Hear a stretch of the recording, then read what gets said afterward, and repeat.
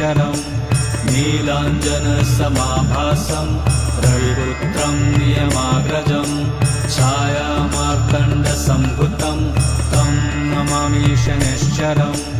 नीलाञ्जनसमाभासम् रविपुत्रं नियमाग्रजम् छायामार्तण्डसम्भुतं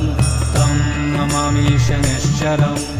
नीलाञ्जनसमाभासम् रविपुत्रं नियमाग्रजम् छायामार्तण्डसम्भुतं तं नमामि शनिश्चरम् नीलाञ्जनसमाभासम् रविपुत्रं नियमाग्रजम् छायामार्तण्डसम्भुतं तं नमामि शनिश्चरम् नीलाञ्जनसमाभासम् रविपुत्रं नियमाग्रजम् छायामार्तण्डसम्भुतं